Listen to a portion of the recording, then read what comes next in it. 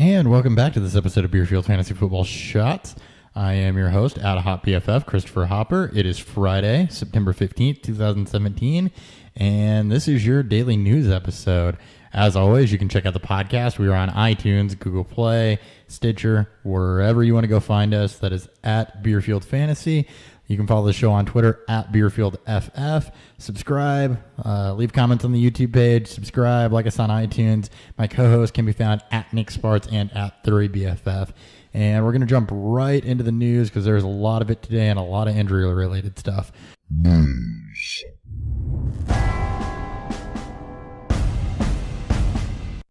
But first, some procedural stuff. The Bengals have fired their offensive coordinator, and they have promoted Ken Laser, who is the quarterback's coach. So, very, very poor performances for the Bengals offense the first 2 weeks.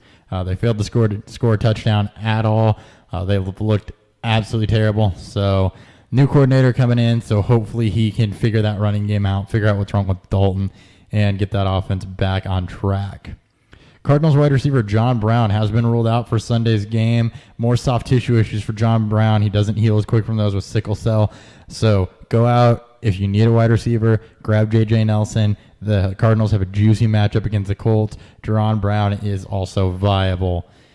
Danny Amendola has officially been ruled out for Week 2 against the Saints for the Patriots. So slight bump ups to all Patriots pass catchers. There is a subsequent rumor that Rex Burkhead's going to be used more out of the slot. So look for that as they try to fill the void of Amendola being out with a concussion and a knee injury.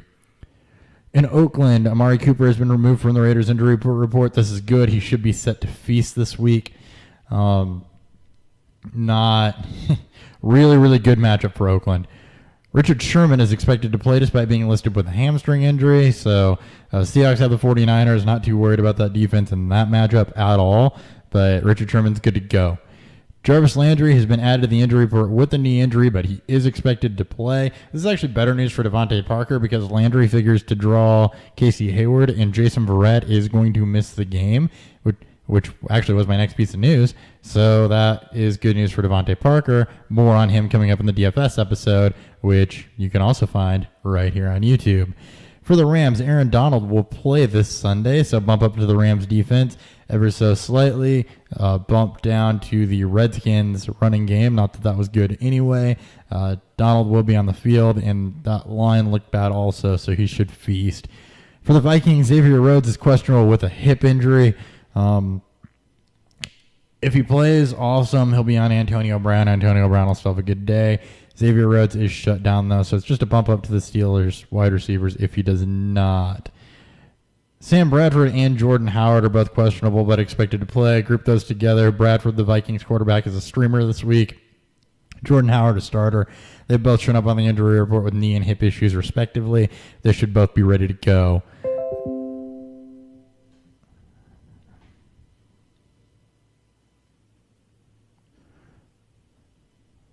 LaShawn McCoy has been removed from the injury report for the Buffalo Bills. So LaShawn McCoy was dealing with some groin issues, but he took Friday off. Apparently just an old man rest day, though. He's not hurt, so he should be good to go. Odell Beckham has been practicing. All signs towards him playing versus Detroit on Monday night, so I wouldn't be as worried this week about having him in your lineup. Going to be a lot harder, though, if he doesn't to find a substitute, so do that at your own risk, but I'd recommend that you will be okay. Not fantasy relevant, but friend of the show, Donnell Pumphrey tore hamstring. He's placed on IR for the year, so just more bad news on what's been a disappointing start to his career. In the Zeke Elliott saga, the NFL filed an appeal against the decision to uphold his temporary restraining order. They've asked for a ruling by September 26th. I still expect him to play all year. I don't expect this appeal to go very far. So start Zeke Elliott until you no longer can start Zeke Elliott, but you should be able to do that the whole season, barring injury. For the Colts, Jacoby Brissett will start. That's good. That bumps up T.Y. Hilton. It's better for Moncrief. It's better for Doyle. It's better for that offense as a whole. Brissett is a better quarterback than Scott Tolzien. I don't know how much they'll be able to open up the play with for him because he hasn't been in town that long, but it should be it's definitely a boost to their pass catchers. Adrian Peterson was quoted as saying he didn't sign up for 9 snaps a game, so he was obviously unhappy on the sidelines with Sean Payton. There was a reported altercation after the game with him as well. He's no more than a bench stature at this point. And if you need to drop somebody, I would recommend dropping him. Kamara out-snapped him. Ingram split with him. I don't expect him to take a bulk of the workload. He looked good on 2 runs and bad on about 4 others. So the end is nigh for Adrian Peterson. A.J. Green stated after the Bengals lost to the Texans that he, quote, needs the ball more. This would appear to make sense. You have a stud wide receiver. You should probably be throwing to them. So shout out Ken Laser if you're listening. You're the offensive coordinator. You should take note of that. For the Texans, cornerback Kevin Johnson to miss time with a sprained knee. You've also got Jonathan Joseph ailing with a shoulder injury. So an already thin Texans secondary is even thinner. Pass rush is going to be what saves them, though. You get a team with a good offensive line. Wide receiver should feast, though. If that pass rush can't get there, that passing offenses will feast. The ever-living saga of Kenneth Dixon. He has a 2-more-game suspension added to his already existing 4-game suspension, which wouldn't kick in until next year because he's on IR. This is for the substance abuse policy on top of his PED suspension. So he's going to miss the first 6 games of 2018 in an already crowded backfield. He's approaching drop status in Dynasty. I'm sure we'll have more on this come Monday's episode. And one last bit of news for the Chargers. Mike Williams did return to limited practice, so he's not set to be back probably until, I don't know, end of September, early October at the earliest. And when he does, I'll have to earn his way into playing time. But he is practicing again, so good for the rookie. He is high draft stock. He's super talented, so you really, really kind of hope this plays out.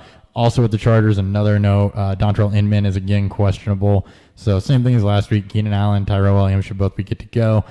Travis Benjamin in deeper leagues. That's all we got for news for you today. Nick Sparts will be with you tomorrow to bring even more news, the latest injury updates, and everything else your little hearts desire. Be sure to check out the DFS episode, which I'm going to post shortly after this one or before this one, depending on the order that I decide to edit them in. If you're a DFS player, I'll have my picks of the week for that. Nick will be back tomorrow with some ins and outs. As always, please subscribe to the YouTube channel, comment, check out the podcast. You can follow the show at BeerfieldFF. You can follow me at HotBFF with 2 Ps. Co-host at Nick Sparts, at Dan Thury, and otherwise, I will catch you Monday or in the DFS episode if you haven't watched it yet. See ya.